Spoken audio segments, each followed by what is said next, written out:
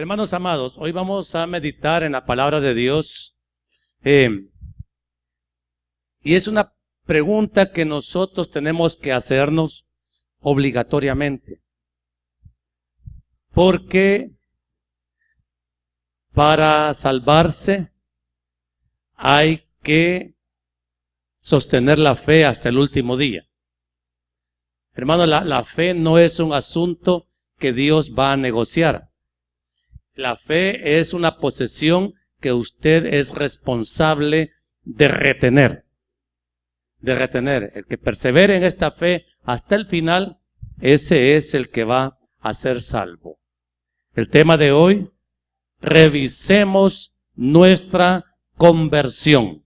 Revisemos nuestra conversión. Segunda carta a los Corintios, capítulo 13, un solo versículo.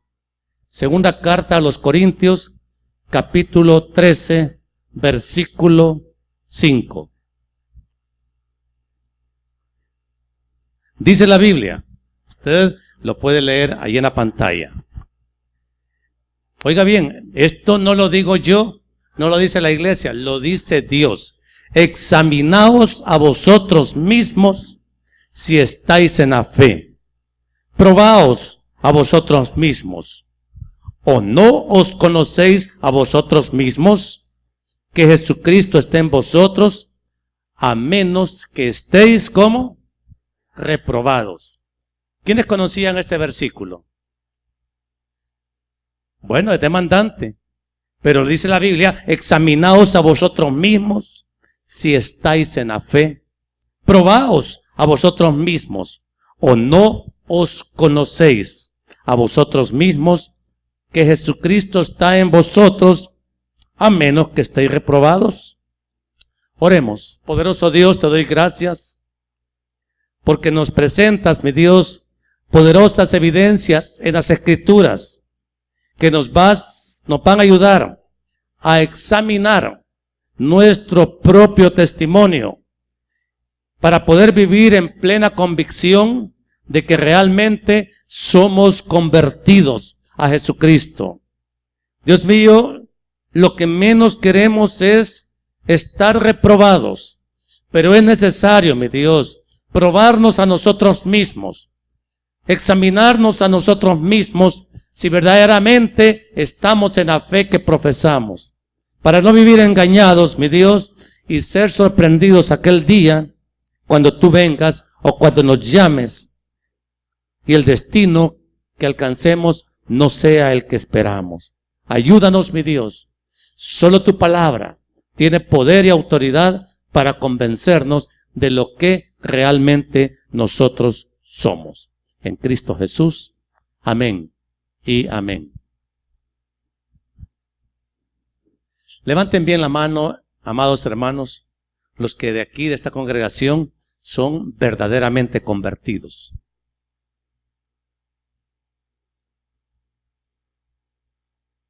Bien, la pregunta la vamos a hacer otra vez al final. La palabra conversión, amados, es bíblica. Le voy a dar una cita solamente donde pueda encontrarla. Primera Tesalonicenses 1:9.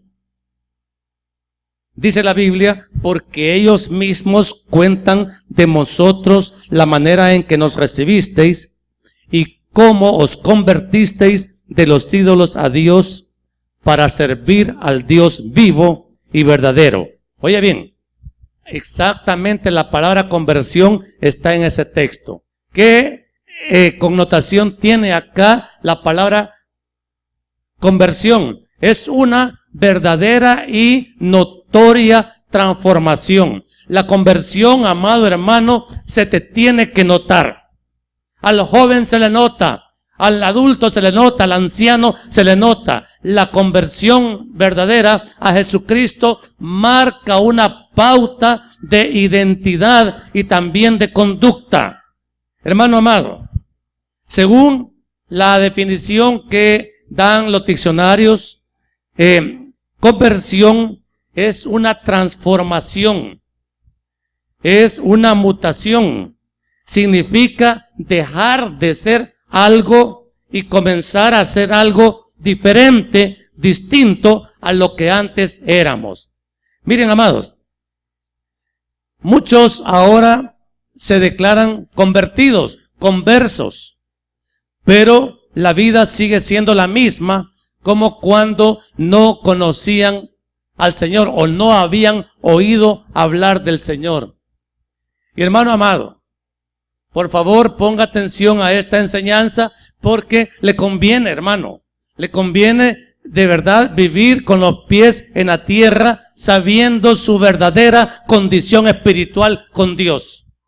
No hay cosa más engañosa que creer ser algo que no se es realmente.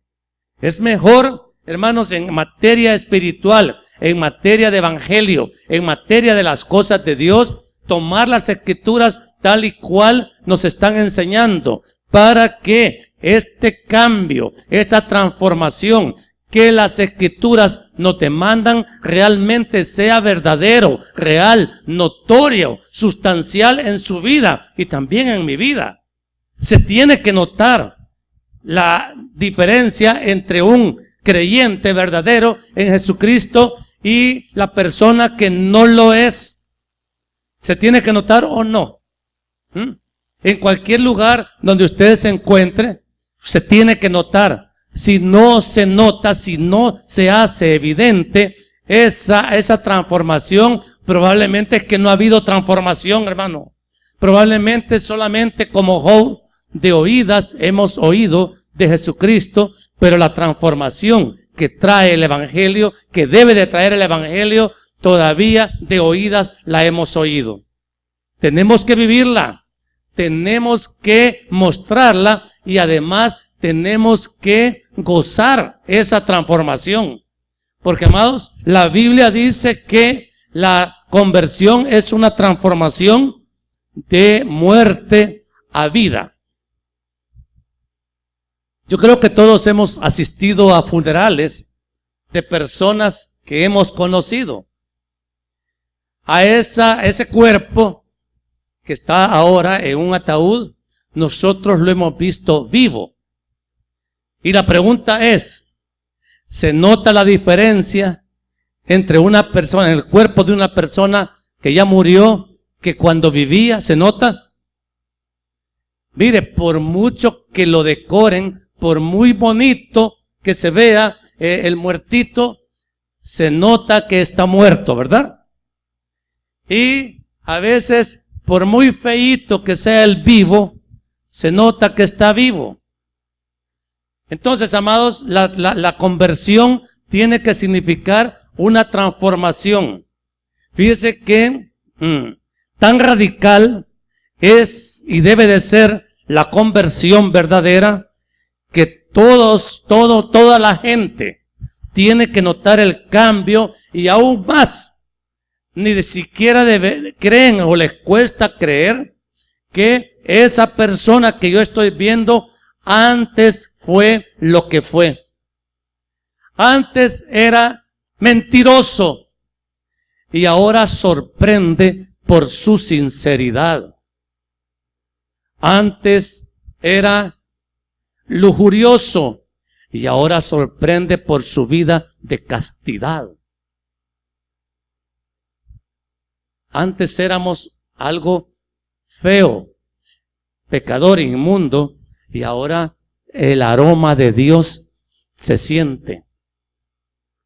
Eso es transformación. Leamos la segunda carta a los Corintios, capítulo 3, versículos 16 al 18. Oiga bien lo que dice la Escritura. Segunda de Corintios 3:16. Pero cuando se conviertan al Señor, el velo se quitará, porque el Señor es el Espíritu, y donde está el Espíritu del Señor, ahí hay ¿qué? Hay libertad. Por tanto, nosotros todos, mirando a cara descubierta, como en un espejo, la gloria del Señor, somos transformados de gloria en gloria en la misma imagen como por el Espíritu del Señor. en este pasaje se relaciona directamente la conversión con una transformación, ¿sí? Si hay conversión, tiene que haber transformación.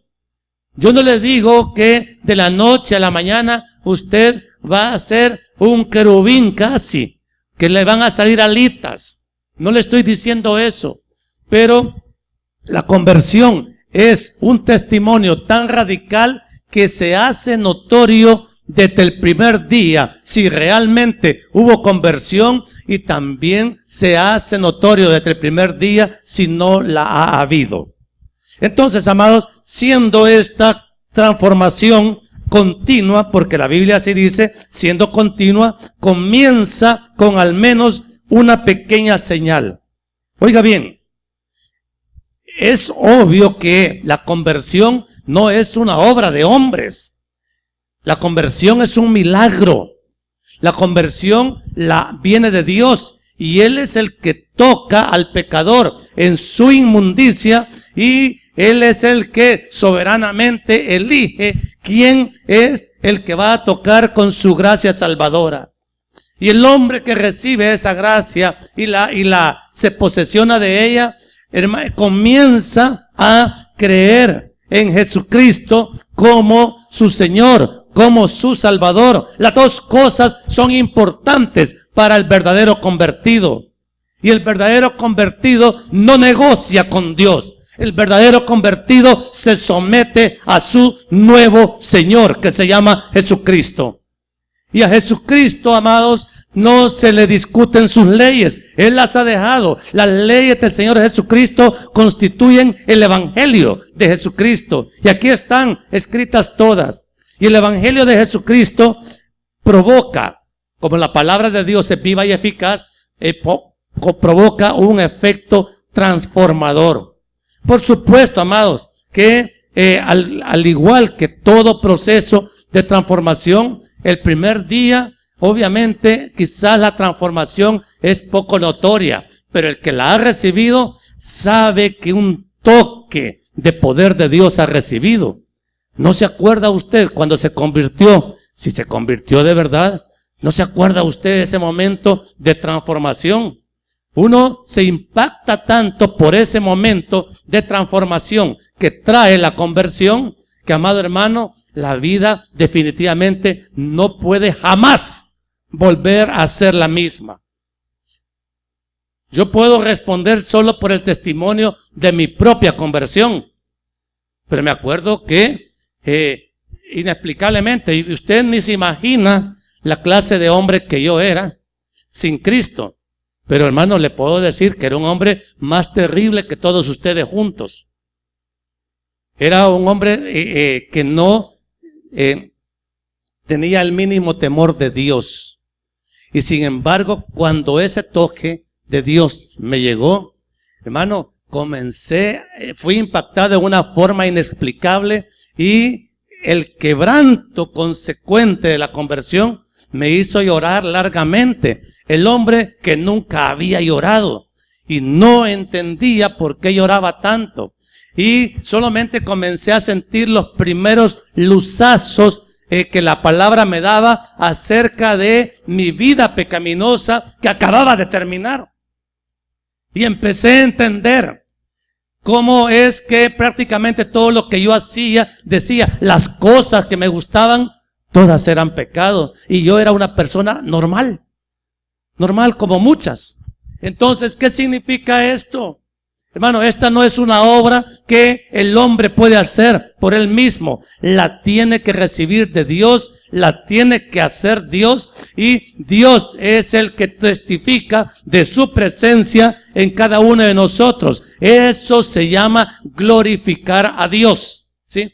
Cuando uno ha sido transformado, la capacidad que el hombre recibe es totalmente sobrenatural. Si yo hace 20 años me hubiera subido a un púlpito como este, hermano, hubiera temblado y hubiera perdido totalmente la compostura, porque no tenía la mínima capacidad para poder hacerlo. El entendimiento de la palabra, el ansia de aprender más y más por la palabra, eso lo da Dios. pero tiene que comenzar con una conversión auténtica. Auténtica. Entonces, amado, yo le hablo de la mía, pero usted también tiene que saber hablar de la suya propia. Usted tiene que saber en qué momento fue impactado por la gracia salvadora de Dios y tiene que tener la capacidad de testificar ese momento de cambio, porque solamente ese testimonio ya es edificante para aquellos que al menos hasta ese momento lo conocen. Y la familia, los amigos que tenía en el mundo, es decir, se van a dar cuenta prácticamente de inmediato de que algo nuevo ha pasado en su vida. La reacción normal de las gentes que lo conocen a uno, cuando verdaderamente ha habido una conversión, es rechazo a esa nueva fe. Algunos casos hasta desprecio, divisiones familiares. O sea, al menos en nuestro caso con mi esposa, ambas familias tuvieron una posición antagónica, porque habíamos entrado a la verdad que se llama Jesucristo. Y es un rechazo que sufrimos ambos hasta hoy. Hasta hoy. Y eso no nos tiene que extrañar. O tiene comunión la luz con las tinieblas. Y oigan, amados hermanos, eso también tiene que pasar en su vida. Tiene que pasar en su vida. Por causa del Evangelio de Jesucristo, nosotros tenemos que padecer persecución.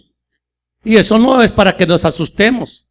El Señor claramente nos enseñó que no teníamos que sorprendernos por ninguna oposición, dificultad que enfrentemos por causa de nuestra fe. Solo aquel que testifica de una verdadera fe va a tener enemigos por su fe.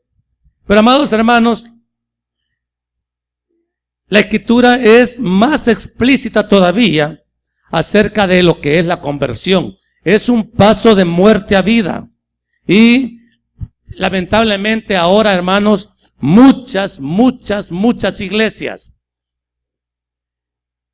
quizás con el fin de aumentar su membresía, le dan visa de convertidos a muchos que no lo son. Y les enseñan que ellos predican la verdad. Oiga, toda la gente que predica error asegura que está predicando sana doctrina. Y con eso retienen a su gente ahí.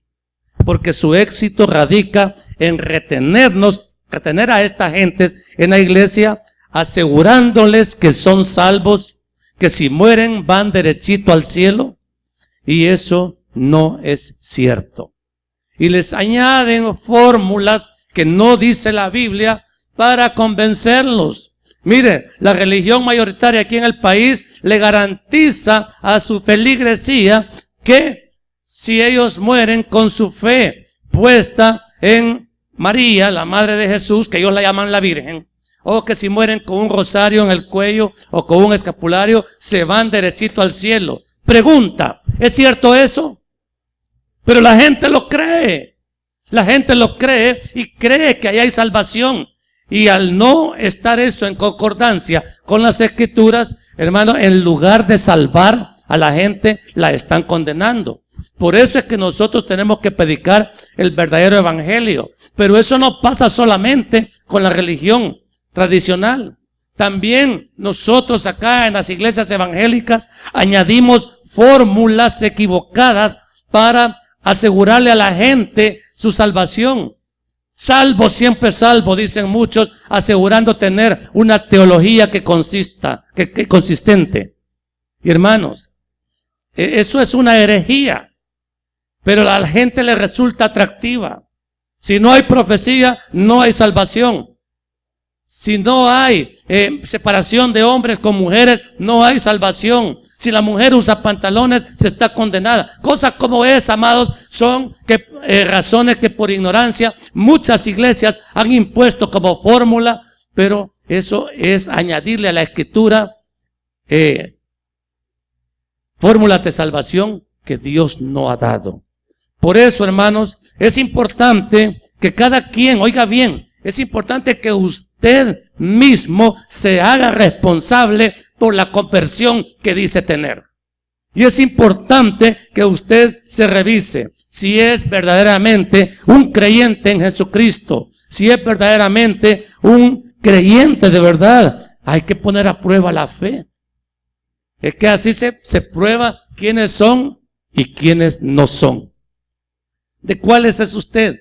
¿De los que son los auténticos o de los que quisieran ser, pero no tienen ninguna de las condiciones que la Biblia reclama para asegurar la conversión verdadera del pecador?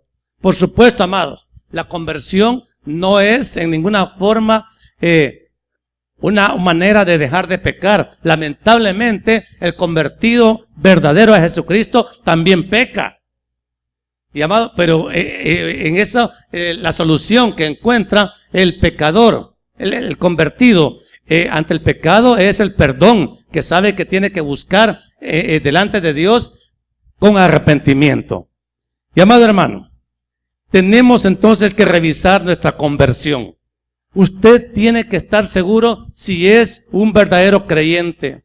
Usted tiene que estar seguro si de verdad está en la voluntad de Dios o no. Porque puede ser que solo sea, hermano o hermana, un simpatizante del Evangelio, que le guste oír los mensajes, que sienta pues entretenido venir a la iglesia, pero hermano, todavía no hay frutos que le aseguren a usted que está preparado para irse al cielo. ¿Qué es la conversión? Por definición, la Biblia lo define, es el pasar de muerte a vida por una obra sobrenatural de Dios, quien por su gracia nos dio salvación por medio de la fe. ¿Dónde está eso en la palabra? Efesios 2, 4 al 9. Dice la Biblia de esta manera, Efesios 2, del 4 al 9. Pero Dios, que es rico en misericordia, por su gran amor con que nos amó, aun estando nosotros muertos en pecados, nos dio vida juntamente con Cristo. Por gracia sois salvos. Y juntamente con Él nos resucitó y asimismo nos hizo sentar en los lugares celestiales con Cristo Jesús, para mostrar en los siglos venideros las abundantes riquezas de su gracia en su bondad para con nosotros en Cristo Jesús. Porque por gracia sois salvos por medio de la fe, y esto no de vosotros, pues es don de Dios, no por obras para que nadie se gloríe. Hermanos amados, esto es lo que usted tiene que entender en cuanto a una auténtica salvación. Es don de Dios. Es don de Dios.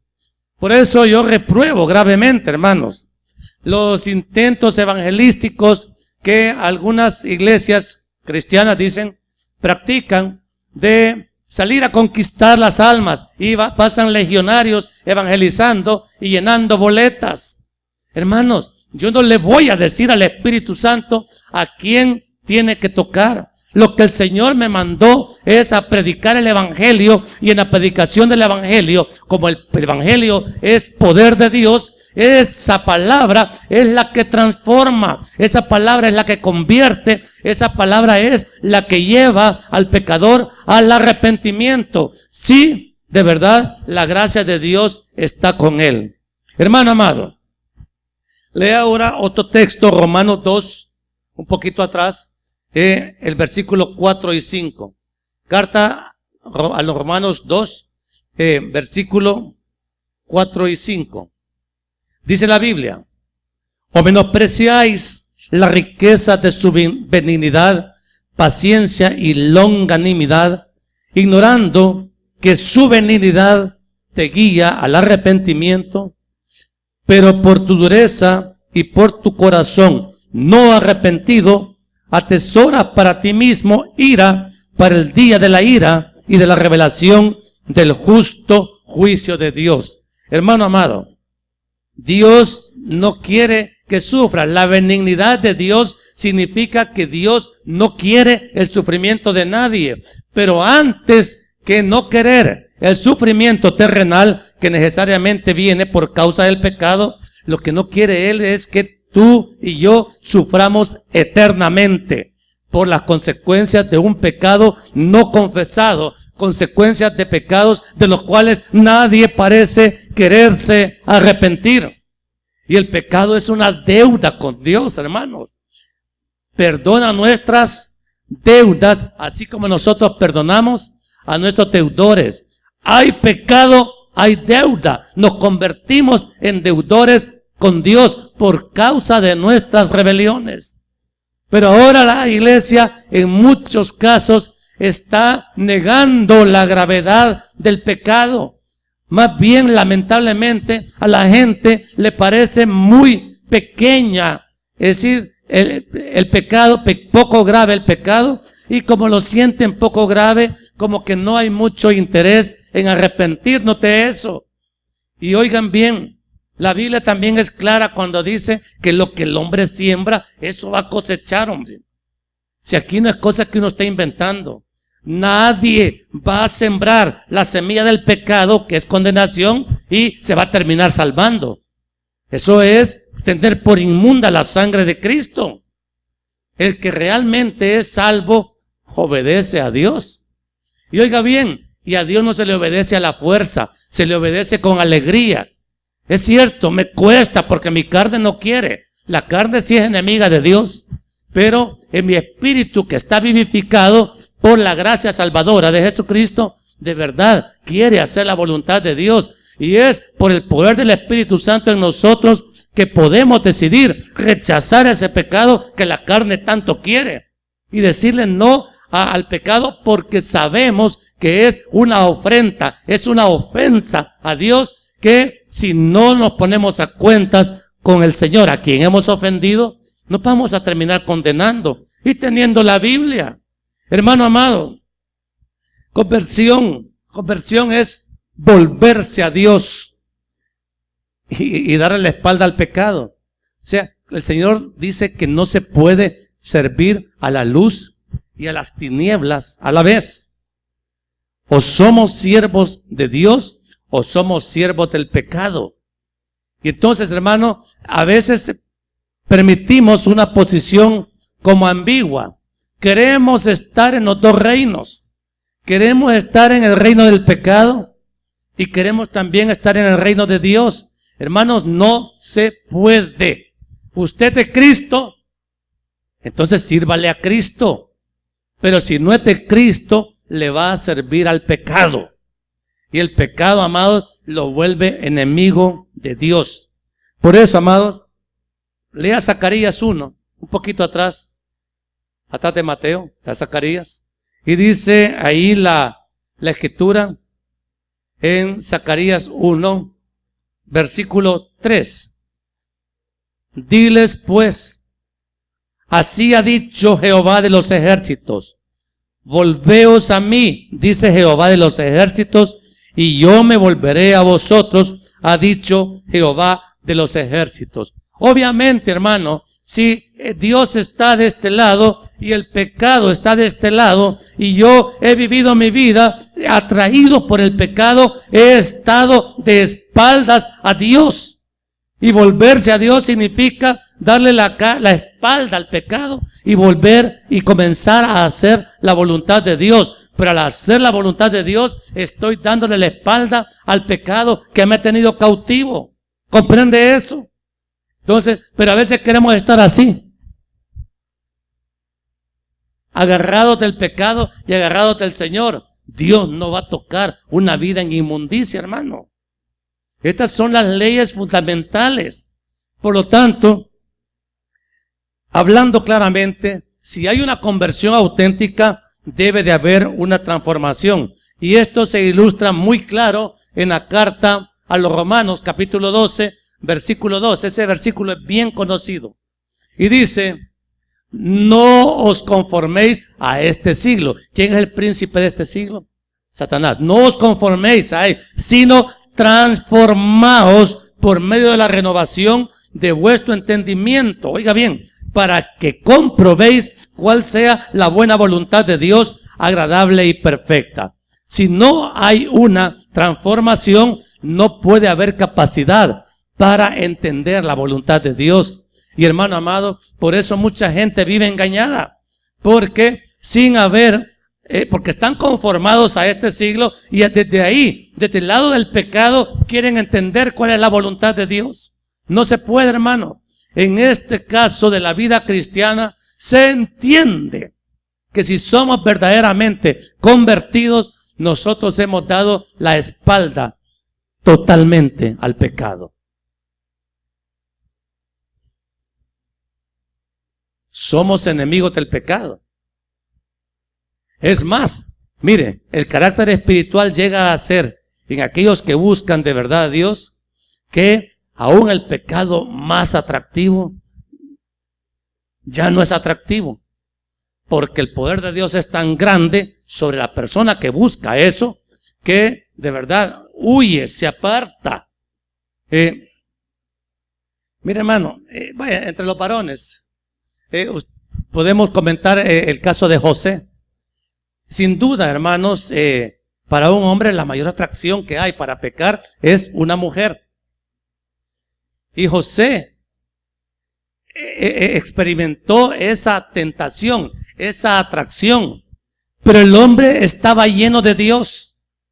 Y el hombre estaba, rehuía la oportunidad.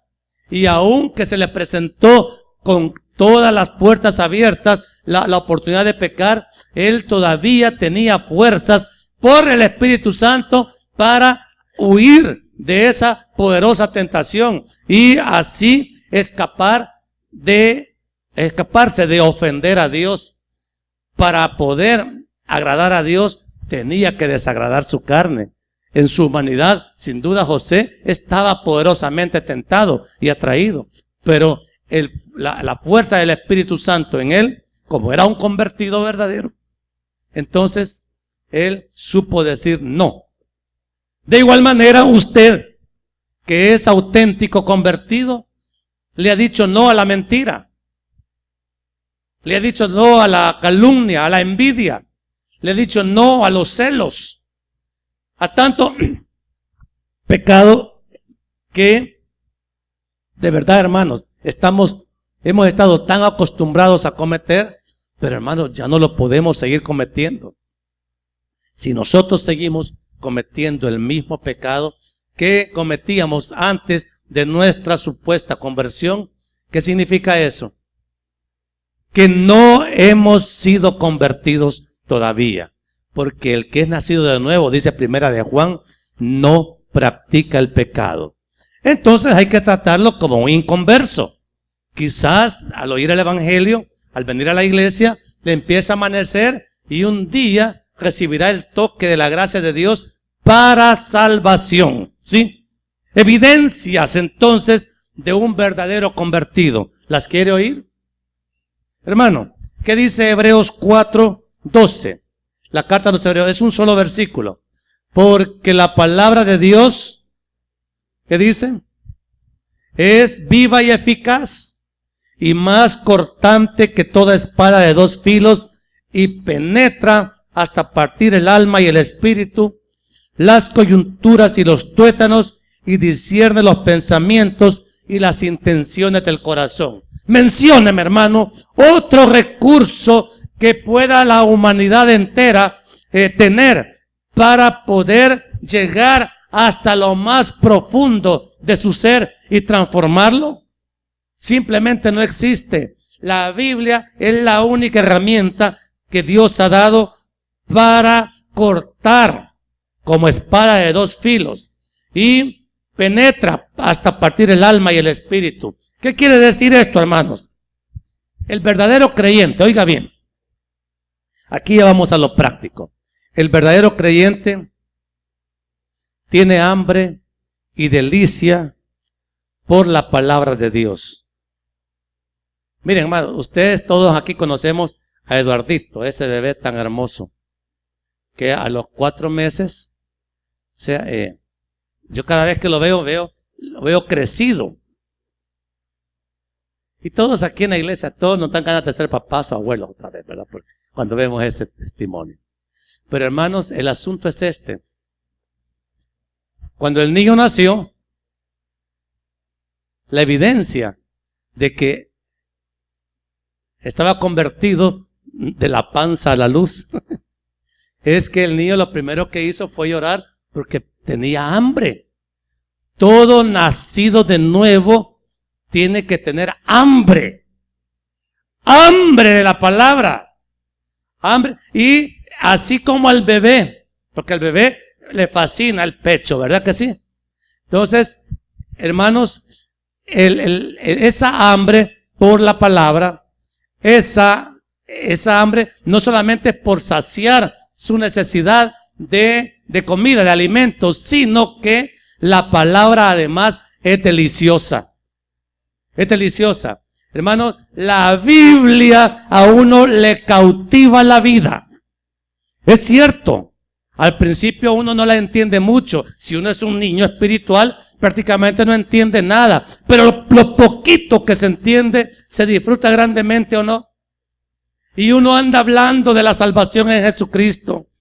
Yo me acuerdo que mis grandes amigos, que resultaron después ser enemigos, me reprochaban que solo uses las cosas de la Biblia. Ya aburrí. Los más amigos, ¿sabes qué me decían? Ya le va a pasar a este loco su tema.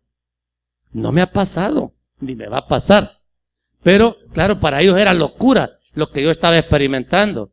Notaron de inmediato que yo no era ya el mismo. Notaron de inmediato que las cosas que antes me gustaban y que hacía, ahora ya no tenían atracción ni delicia para mí. Porque la delicia nueva para un verdadero convertido es la palabra de Dios. Si no tiene hambre por la palabra, usted no es convertido, hermano.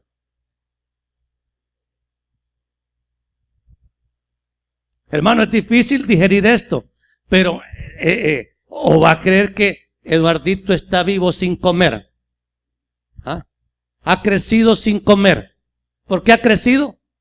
Porque se ha alimentado. Pero aquel que no necesita alimento espiritual de la palabra, hermano, está muerto. ¿O comen los muertos? ¿Ah? No comen. Los muertos no necesitan comida. Los que necesitan comida son los vivos. Y los que realmente están vivos espiritualmente necesitan alimentarse. ¿De dónde? De la palabra. Esto es pan de vida. Es pan de vida. ¿Cómo le va a calar el evangelio, amado hermano? Y si dice nacido de nuevo, si no conoce el evangelio, si no lee el evangelio, si no se alimenta de cada versículo, de cada porción del evangelio. Porque esa palabra es viva y eficaz. Si la palabra es viva, es porque da vida a aquel que se instruye en ella. Y es viva y dice, y es eficaz. Mire, la palabra lo hace crecer a un hombre porque es eficaz. Pero ¿por qué está tan enjuto espiritualmente? Porque hermano, usted si acaso viene al culto los domingos y usted ¿qué cree que va a crecer si solo viene una vez a la semana? Y cuando viene, mire, ¿podría usted aguantar una semana sin comer? Y de ahora, hermano, ya comimos ahora, hoy, hasta el otro domingo. ¿Podría? No. ¿Cuántas veces comen al día? 3 y los intermedios. ¿Y cuántas veces se alimenta de la palabra? Mire, hay gente que se alimenta de la palabra, dicen, hey, aquí está la Biblia, sí, otro rato la leo. Y eso fue su lectura diaria. Hermano, ahí está engañándose. No come porque no tiene hambre de la palabra. Y si no tiene hambre de la palabra, ¿qué significa? Está muerto. Entonces, si usted, oiga, no tiene hambre de la palabra, no le hace falta la Biblia, a la fuerza va al grupo familiar, arrastrado viene al culto, mire hermano, entonces usted no es convertido, pero venga a oír el evangelio, quizás un día le amanezca. Esa es la verdad, hermanos, porque el que verdaderamente es convertido no hace falta que lo estén forzando.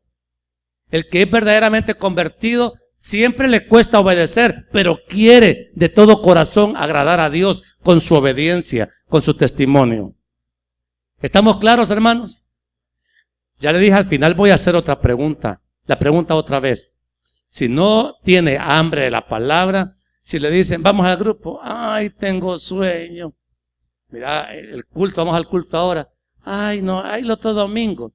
Hermano, si usted aguanta 15 días para alimentarse, cree que va a estar viva.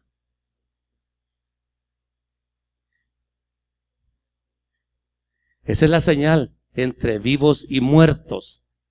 Tiene nombres, nombre de que está viva, le dice Juan a una de las iglesias de Apocalipsis, pero está muerta. Y era iglesia. Entonces, hermanos, qué triste es estar muerto creyendo estar vivo.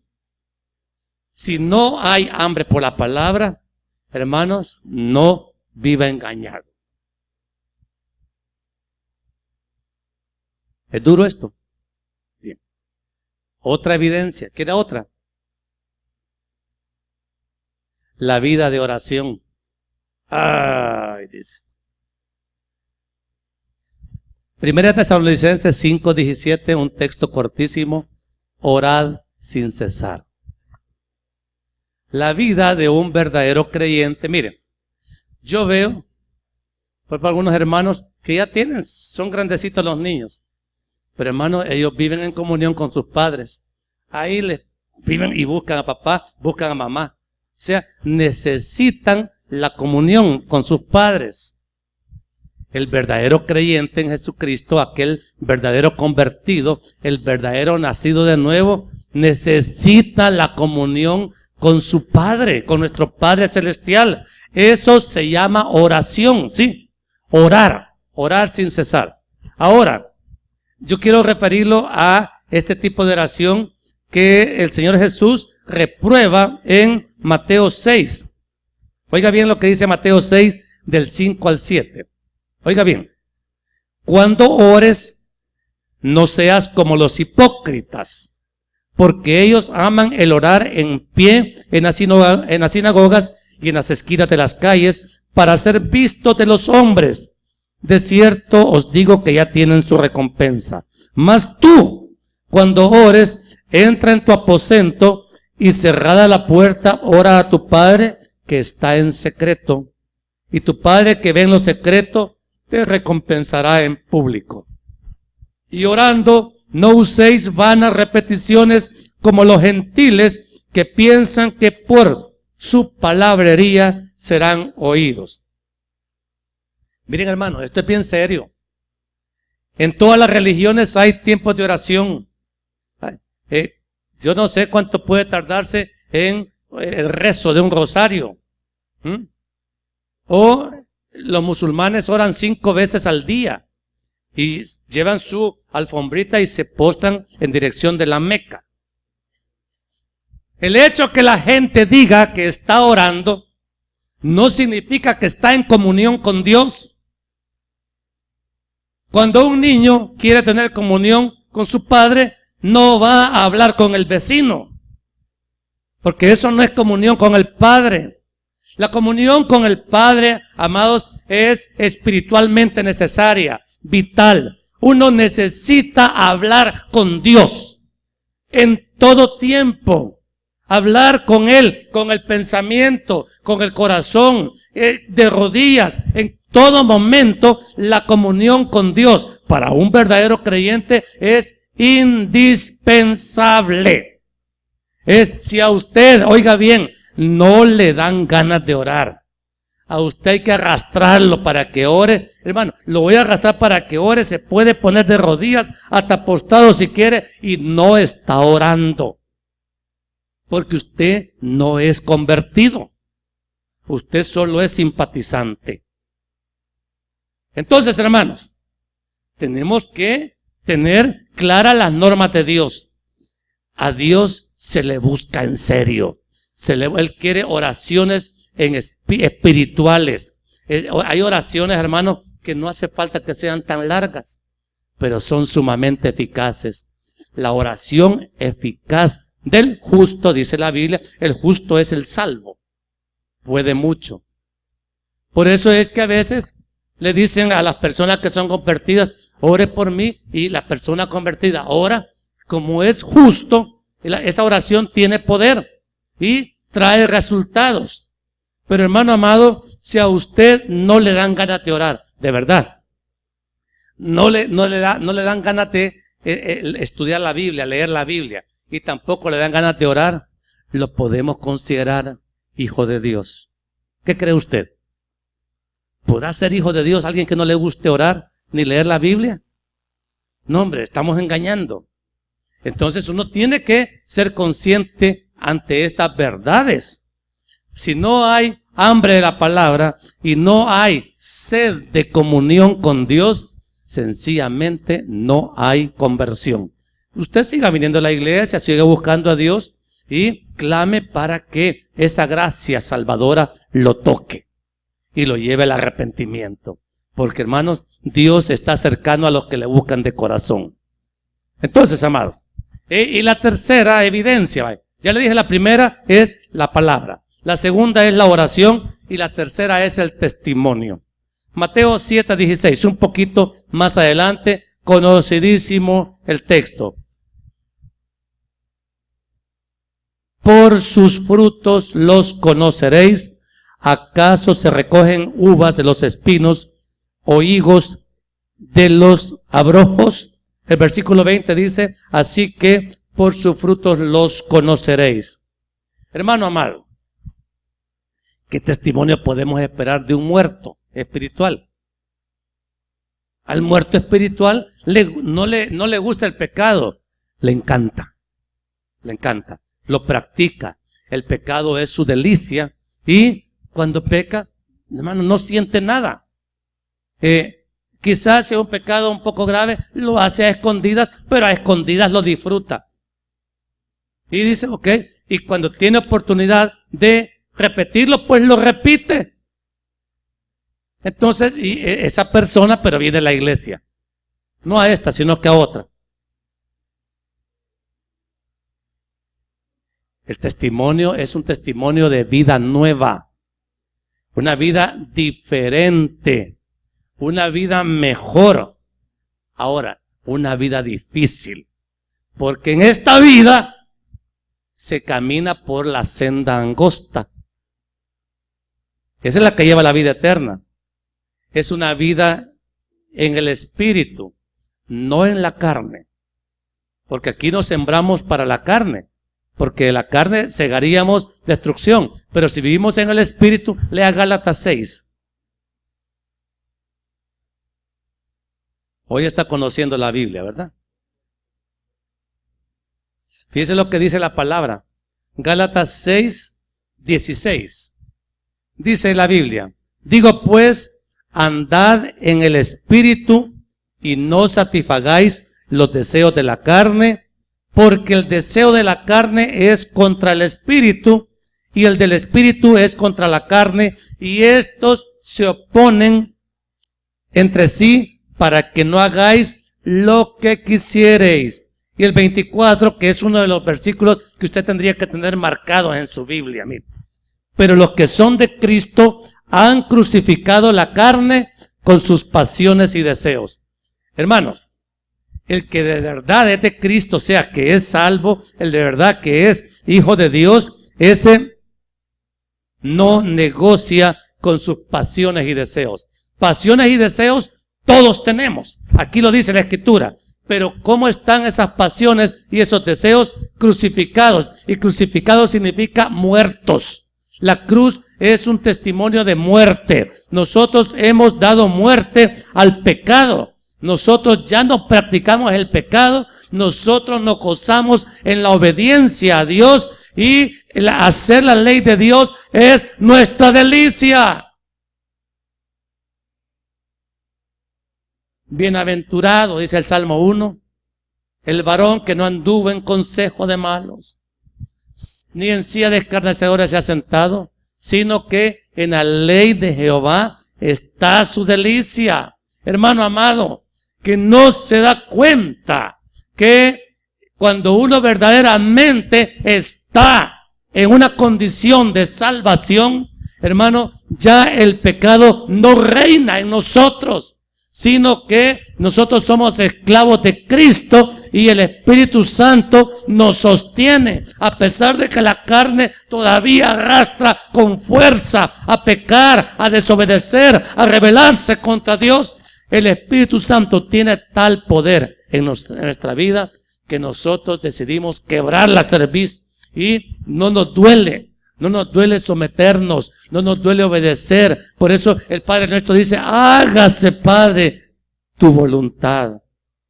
Y eso es gozo para nosotros. ¿Para quién es gozo hacer la voluntad de Dios? Pero esa es la evidencia que tenemos que dar de una verdadera, de una auténtica conversión. Hermano amado, ¿qué hago si no veo en mí? Oye bien, ¿qué hago si no veo en mí esas evidencias de conversión? Probablemente con todo lo que acabo de decir, usted diga, dice, entonces yo no soy convertido. ¿Qué hago si no soy convertido? ¿Qué hago, hermano? Si no soy convertido, soy inconverso. Pero yo soy un converso que viene a la iglesia con el buen deseo de ser tocado por Dios para conversión. Hermano amado, hay evidencias adicionales. De verdad, yo no amo a Dios. Yo prefiero satisfacer los deseos de mi carne.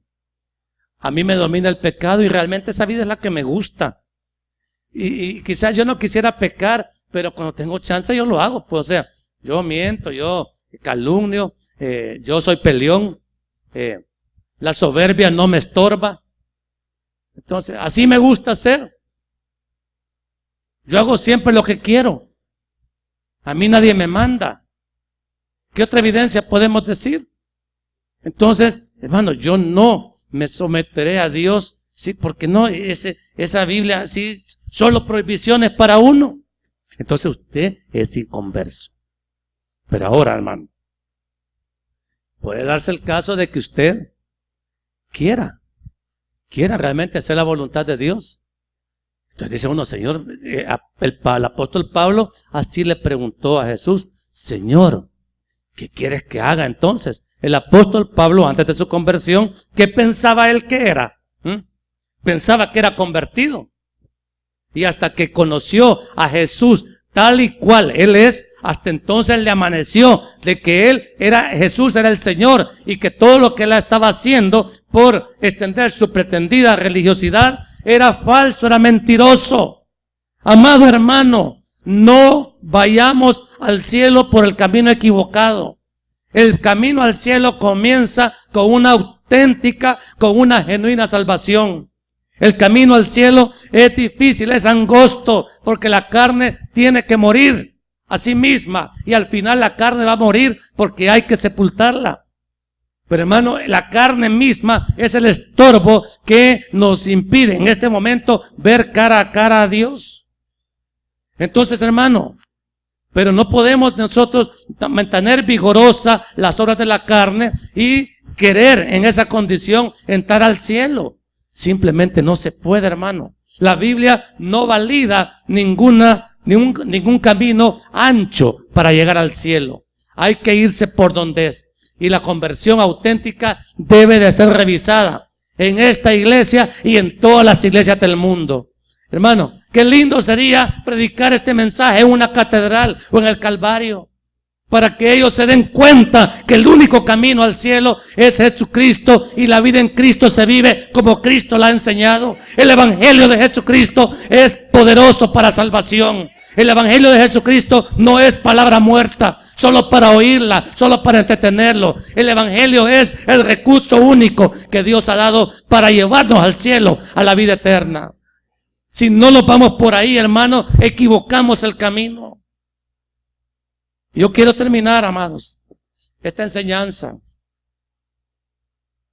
preguntando de nuevo a la iglesia.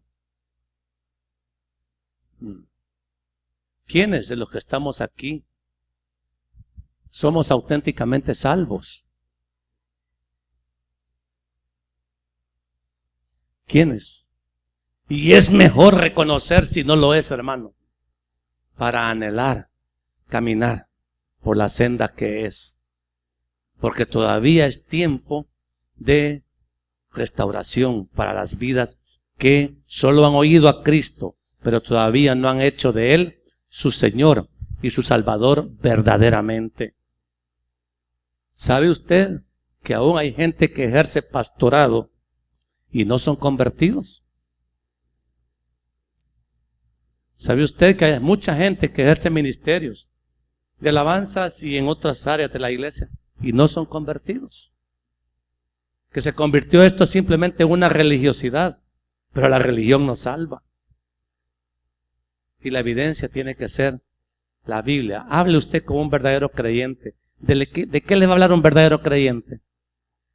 La palabra de Dios, de la obediencia.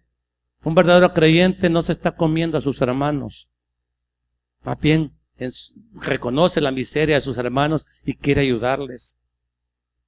Un verdadero creyente, aunque se siente atraidísimo por el pecado, lucha. Y si yo le cuento a mi hermano, a mi hermana, mis luchas, es para que me ayude, no para que me empuje a cometerlo.